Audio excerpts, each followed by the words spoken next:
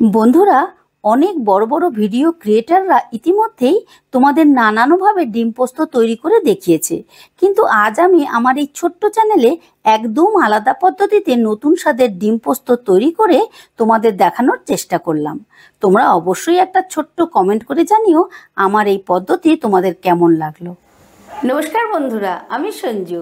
আজকের recipe egg পোস্ত, আর সঙ্গে থাকছে অনেক টিপস অ্যান্ড ট্রিক্স। ঠিক আছে, তাহলে তোমরা দেখতে থাকো রেসিপিটা আমি ঠিক কিভাবে করছি। রেসিপিটা করার জন্য আমি এখানে 4টে ডিম আগে থেকেই সেদ্ধ করে খোসা ছাড়িয়ে রেডি করে নিয়েছি। এবারে প্রত্যেকটা ডিমকে আমি 4 টুকরো করে নেব।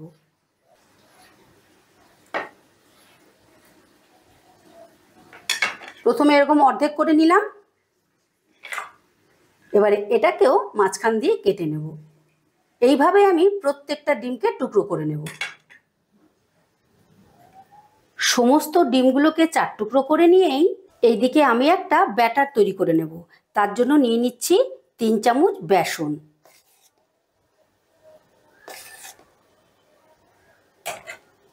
দিয়ে দিচ্ছি ছোট একটা পেঁয়াজ ছোট ছোট করে কুচিয়ে নিয়েছি, পেঁয়াজটা নিয়ে নিলাম। দিয়ে দিচ্ছি 2টো কাঁচা লঙ্কা কুচি, দিয়ে দিলাম 1 মুঠো ধনে পাতা। এবারে সমস্তটা একটু মিশিয়ে নিচ্ছি। এবারে অল্প অল্প জল দিয়ে একটা ব্যাটার তৈরি করে নেব। ব্যাটারটা বেশি ঘনও হবে না, আবার খুব একটা ভারীও হবে না, পাতলাও হবে না। আমি তোমাদের দেখিয়ে দিচ্ছি যে ব্যাটারের থিকনেসটা ঠিক কিরকম হবে। এই দেখো, এরকম একটা থিক ব্যাটার তৈরি করতে হবে।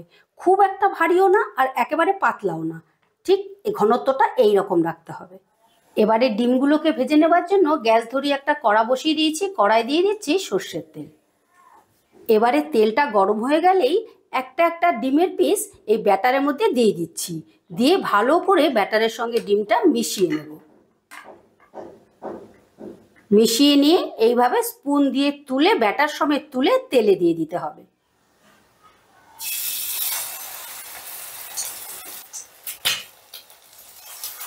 প্রথমে আমি 4টে ডিম দিচ্ছি, 4টে ডিমের টুকরো। গ্যাসের আঁচটা কিন্তু অবশ্যই লোতে রাখবে। এবারে 1 মিনিটের মতন অপেক্ষা করে তারপর নাড়াচাড়া করব। এক পিঠটা ভাজা হয়ে গেলে তারপর ঘুরিয়ে দেব। একদিকটা ভাজা হয়ে গেছে, এবারে আমি উল্টে দিচ্ছি। বন্ধুরা, আজকে কিন্তু ডিম পোস্তটা আমি একেবারে ভিন্ন পদ্ধতিতে তৈরি করছি, আর এটা খেতেও কিন্তু খুব টেস্টি। তাই তোমরা পুরো ভিডিওটা কিন্তু দেখো। এবারে এই পিঠটাও লাল লাল করে ভেজে নেব, আর গ্যাসের আঁচটা অবশ্যই কিন্তু লোতে রেখো। গ্যাসের আঁচটা কমিয়ে নিয়ে মিনিট 2-এর মতো নাড়াচাড়া করে লাল লাল করে ভেজে নিয়েছি। এবারে ডিমগুলোকে তুলে নেব, আর এইভাবেই সমস্ত ডিমগুলো ভেজে নেব। ডিমটা ভাজা হতে হতে এদিকে আমি একটা মশলা তৈরি করে নেব। তার জন্য এখানে বড় চামচের 2 চামচ পোস্ত নিয়ে নিয়েছি, আর নিয়ে নিলাম 1 মুঠো কাজু বাদাম। তোমাদের হাতের কাছে যদি কাজু বাদাম না থাকে তোমরা চিনে বাদাম দিয়েও করতে পারো, সেটাও কিন্তু খেতে খুব ভালো লাগবে। এবারে সমস্তটা আমি শিলনোড়ায় বেটে নেব। এই দেখো, ডিমের টুকরোগুলো আমি বেশ লাল লাল করে ভেজে নিয়েছি।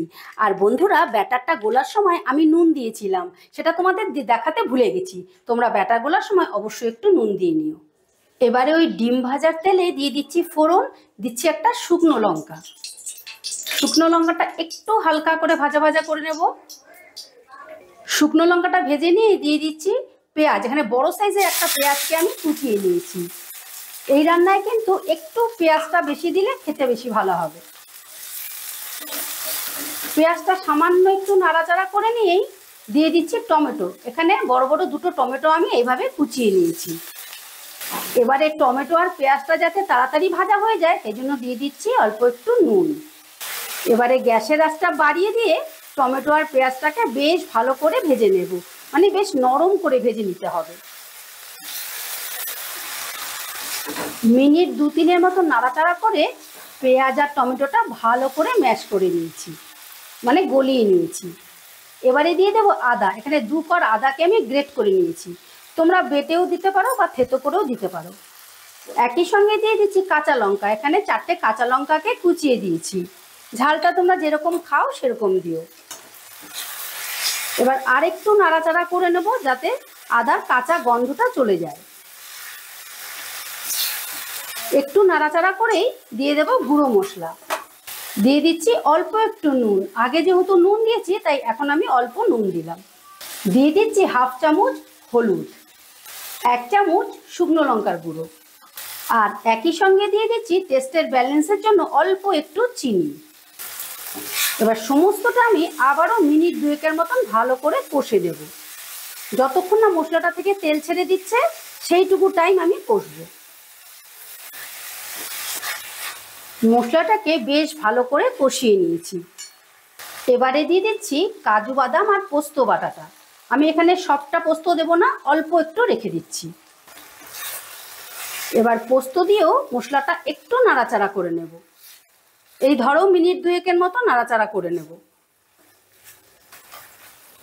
পোস্তটা দিয়েও ভালো করে কষিয়ে নিয়ে এবারে গ্রেভির জন্য দিয়ে দিচ্ছি জল। আমি এই মগটার 1 মগ জল দিলাম। তোমরা যেরকম গ্রেভি রাখবে সেই রকম জল দেবে। এবারে গ্যাসের আঁচটা বাড়িয়ে দিয়ে আমি গ্রেভিটা একটু ফুটিয়ে নেব। সমস্তটা ভালো করে মিশিয়ে দিলাম। গ্রেভিটা ফুটে উঠলেই দিয়ে দিতে হবে ভেজে রাখা ডিমগুলো। এবারে ডিমগুলো দিয়েও গ্রেভির সঙ্গে ভালো করে মিশিয়ে নেব। এখন আর বেশি নাড়াচাড়া করব না, 2 মিনিটের মতন আমি একটু জাল দিয়ে নেব যাতে গ্রেভিটা বড়াগুলোর মধ্যে ভালো করে ঢুকে যায়। গ্রেভিটা একদম পারফেক্ট হয়ে গেছে। এবারে আমি আর শুকোবো না। এবারে ফ্লেভারের জন্য দিয়ে দিচ্ছি 2টো চেরা কাঁচা লঙ্কা, আর ওপর থেকে দিয়ে দিচ্ছি বেটে রাখা কাঁচা পোস্ত, আর দিয়ে দিলাম অল্প একটু কাঁচা সর্ষের তেল। এই কাঁচা সর্ষের তেলটা দিলে কিন্তু ঝাঁঝটা বেশ ভালো আসবে। আর দিয়ে দেবো 1 মুঠো ধনেপাতা। এবারে গ্যাসের আঁচটা অফ করে দিয়ে 2 মিনিটের মতো স্ট্যান্ডিং টাইমে রেখে তোমাদেরকে পরিবেশন করে দেখাচ্ছি। এই দেখো বন্ধুরা, ডিম পোস্ত ফাইনালি রেডি। আজকের ভিডিওটা ভালো লেগে থাকলে আমার চ্যানেলটা সাবস্ক্রাইব করে পাশে থাকার অনুরোধ রইল। আবার দেখা হচ্ছে নতুন কোনো ভিডিওতে। ঠিক আছে, টাটা।